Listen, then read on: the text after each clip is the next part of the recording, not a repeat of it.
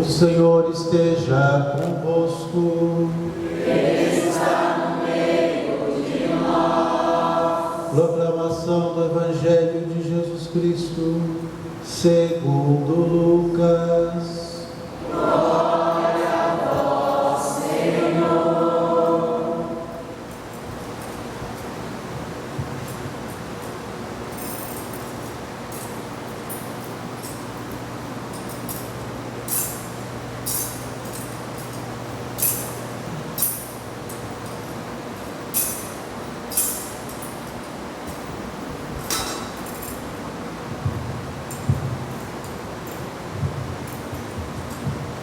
Naquele tempo, os pastores foram às pressas a Belém e encontraram Maria e José e o recém-nascido deitado na manjedoura. Tendo-o visto, contaram o que lhes fora dito sobre o menino. E todos os que ouviram os pastores ficaram maravilhados com aquilo que contavam. Quanto a Maria, guardava todos esses fatos e meditava sobre eles em seu coração. Os pastores voltaram glorificando e louvando a Deus por tudo o que tinham visto e ouvido, conforme lhes tinha sido dito. Quando se completaram os 8 dias para a circuncisão do menino, deram-lhe o nome de Jesus, como fora chamado pelo anjo, antes de ser concebido. Palavra da salvação. Glória a vós, Senhor.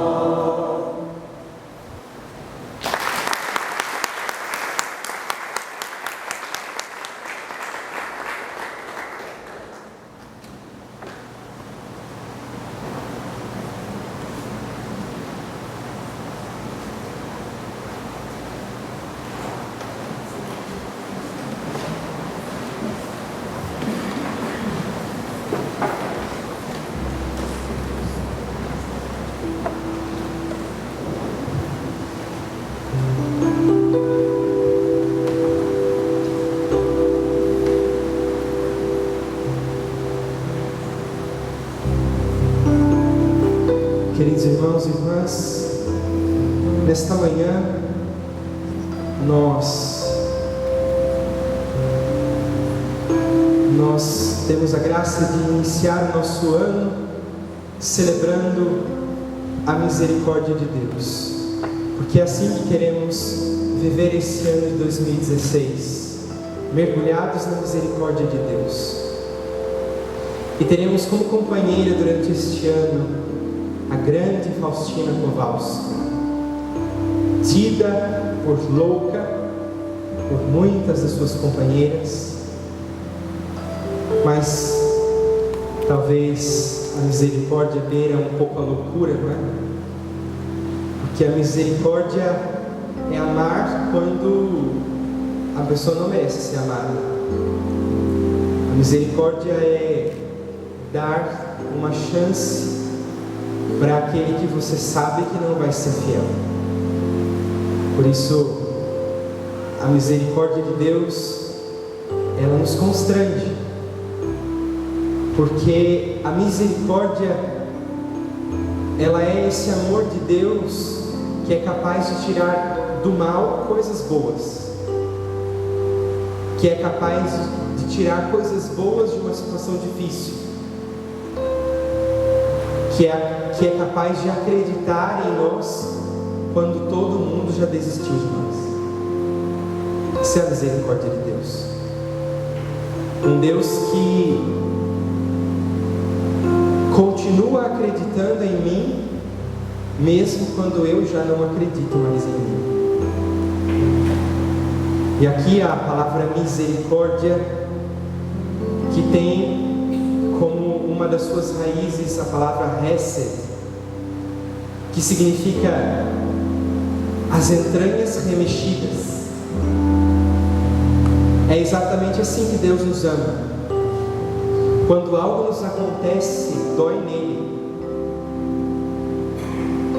Exatamente como aquela mãe ou aquele pai que, quando vê o filho sofrendo, sente nele a dor, sente nela a dor, tem as entranhas remexidas, porque mexer com o filho é mexer com ele.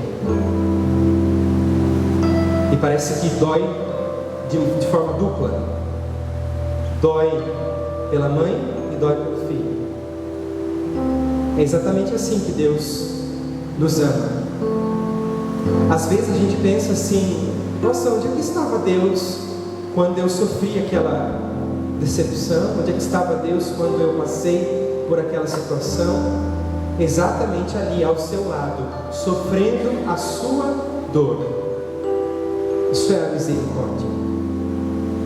É a capacidade divina, um amor divino que vive comigo aquilo que eu vivo, que sofre as minhas dores, que sofre as minhas angústias, que também sofre as minhas alegrias. É isso que nós somos convidados a refletir, a meditar neste dia, no primeiro dia do ano. Vamos deixar para falar sobre Santa Maria, Mãe de Deus, na missa das 7h30. Mas hoje queria, em algumas palavras, ajudar você a mergulhar nesse mistério da misericórdia de Deus e compreender que não há nada que você possa fazer, nada do que você possa dizer vai fazer Deus desistir de você. Compreenda isso. Não existe nada que você possa fazer que vai fazer com que Deus desista de você. Essa é a misericórdia de Deus. Um Deus que não se cansa, um Deus que sempre está esperando. Eu ia fazer isso, mas acabei, em virtude de tantas coisas, eu ia fazer uma liturgia própria para a celebração de hoje.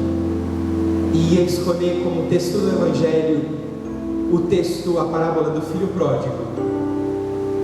Mas aqui, peço licença para meditar um pouquinho sobre esse Evangelho do filho pródigo. Todo mundo se lembra da história do filho pródigo, sim? Que na verdade o correto seria chamarmos a parábola do Pai misericordioso, porque o centro da parábola não é o filho pródigo, o centro da parábola é o pai. Um pai tinha 2 filhos. O que fez o filho mais novo? Foi embora. Cansou de tudo e chegou para o pai e falou assim: pai, eu quero a parte da minha herança. Quando é que se recebe herança? Depois que o pai morre. Quando o pai morre. Veladamente ele está dizendo: para mim você está morto. Eu não tenho mais amor por você. Eu não quero mais você. Me dá a herança, que eu vou viver a minha vida do meu jeito. O que o pai faz? Implora: fique, por favor, fique. Você quer? Esta é a sua decisão? Toma. O filho vai, gasta tudo o que tem, gasta tudo, todos os bens, destrói a vida numa vida errada, até que ele então fica sem alimento e vai comer o quê? Lavagem dos porcos. Que dentro da cultura judaica não se pode comer carne de porco. Imagine só a lavagem dos porcos. Para a cultura judaica, o porco é o bicho mais amaldiçoado. E veja que estado chegou o filho. Pior do que um porco, comendo a lavagem do porco. E ele então começa a dizer: olha, e os empregados na casa de meu pai, eles têm pão em abundância, e eu aqui passando fome, querendo comer a lavagem dos porcos, e ainda o dono dos porcos não deixava ele comer a lavagem. Então ele diz: já sei o que eu vou fazer, vou voltar à casa do meu pai e vou dizer: pai, pequei contra o céu e contra ti, não sou digno de ser chamado teu filho, trata-me como um dos teus escravos. Apenas para que ele pudesse ter um teto e comida. Aí diz o Evangelho que o filho volta para a casa. Enquanto o filho volta para casa, o que o pai faz? Isso merece que leiamos o texto. Pegue para mim, Diácono, Lucas 15, por favor, a parábola do filho pródigo, ali na minha Bíblia. Isso é um detalhe que eu acho fundamental. E sei que muitos estão com sono, né? Mas acho que nós não podemos celebrar esta missa e iniciar esse ano sem que nós meditemos a profundidade disso.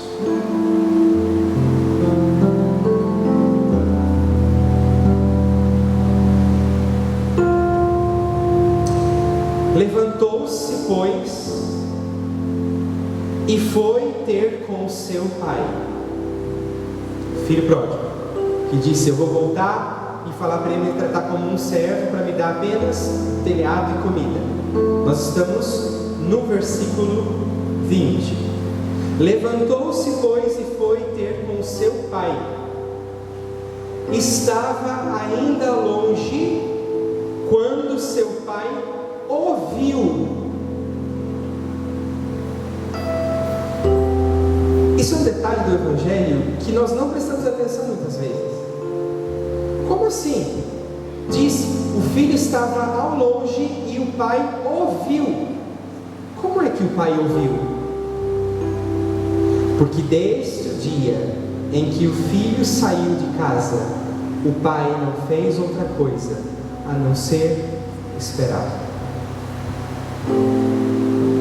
E quando nós vemos as casas do tempo de Jesus, são casas relativamente baixas e que possuem na parte superior um terraço, onde se armazenavam algumas coisas e onde também servia para a vigilância da casa, etc.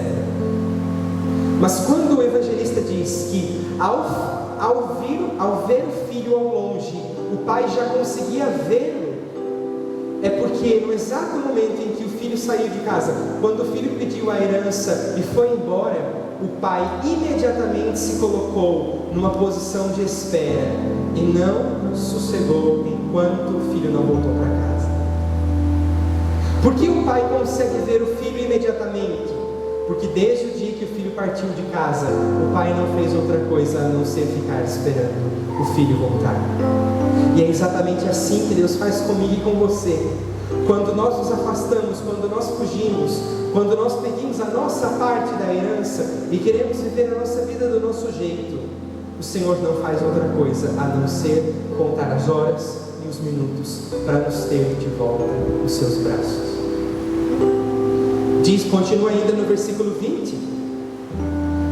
Estava ainda longe quando seu pai o viu e, movido de compaixão, correu-lhe ao encontro, o abraçou e o beijou.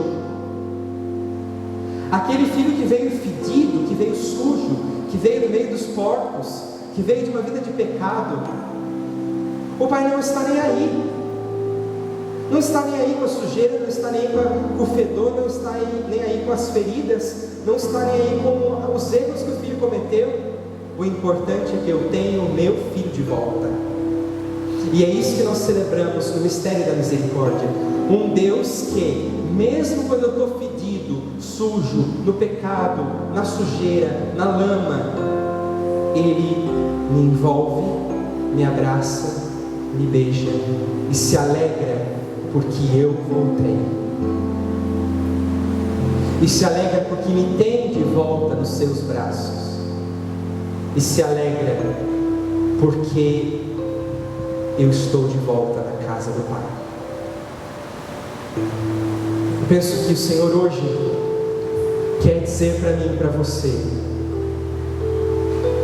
que não há maior alegria ao coração do Pai quando nós voltamos para Ele.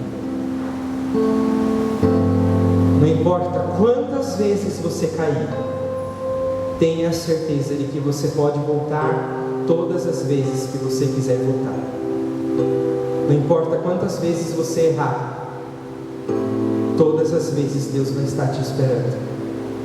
Não importa quantas vezes você fugir, Deus todas as vezes estará pronto, com os braços abertos, para te acolher e te receber de volta. Isso é a misericórdia. Como o Papa Francisco diz, não é Deus que se cansa de nos perdoar, somos nós. Perdão. O problema é que nós desistimos de nós com muita facilidade, mas Deus consegue ver esperança quando a gente já não tem mais esperança. Deus consegue ver jeito quando a gente já não consegue ver jeito, porque Deus nos ama. E quando a gente ama, a gente acredita até o fim. E quando a gente ama, a gente nunca se cansa de dar novas chances. E é isso que Deus está dizendo para mim e para você hoje. Nesse ano de 2016, não importa o que aconteça, Deus sempre estará disposto a me dar, a te dar novas chances. Deus sempre estará disposto a estender os braços para te envolver, para te abraçar, para te levantar. E como responder a esse amor? Como corresponder a esse amor? São João da Cruz que dizia: amor com amor se paga. E Santo Agostinho que dizia: a medida do amor é amar sem medida. O que fazer, ó Senhor, se não amar-te perdidamente, sem reservas, como cantamos na adoração hoje? Para concluir a reflexão, primeiro apresentei todo esse amor, toda essa misericórdia, e aí São Francisco que grita: o amor não é amado. São Francisco que grita: nós precisamos encontrar pessoas que amem o amor. Eu penso que hoje a nossa presença nesta vigília é esta nossa decisão. Eu quero amar o amor, eu quero consolar o amor, eu quero reparar o amor, eu quero dar a minha vida pelo amor. E aí Santa Faustina no seu diário escreve assim: entre as almas eleitas, são suas eleitas especiais aquelas que chama a uma santidade superior, a uma união excepcional consigo. São as almas seráficas, das quais Deus exige que o amem mais que as outras almas. Embora todas vivam no mesmo convento, na mesma paróquia, na mesma casa, algumas vezes exige em particular de uma alma um maior grau de amor. Uma alma assim compreende este chamado, porque Deus lhe dá a conhecê-lo interiormente, e no entanto pode segui-lo ou não. Depende dela ser fiel aos impulsos do Espírito Santo ou resistir a estes impulsos. Santo Agostinho está dizendo que Deus escolhe algumas almas, chamadas de almas seráficas, para amar mais do que os outros. E quem é aquele que ama mais? Aquele que mais foi perdoado. Se Deus te perdoou muito, muito deve ser o seu amor. Só que Deus não te perdoou muito. Sabia, mãe? Deus te perdoou tudo. Então, meu amor não pode ser outra coisa a não ser tudo. Como Santa Faustina diz, eu digo para você. No entanto, depende da alma segui-lo ou não, ser fiel ou não, amar ou não. Se Deus te perdoou tudo, o que você está esperando para amá-lo com o seu tudo? Louvado seja o nosso Senhor Jesus Cristo.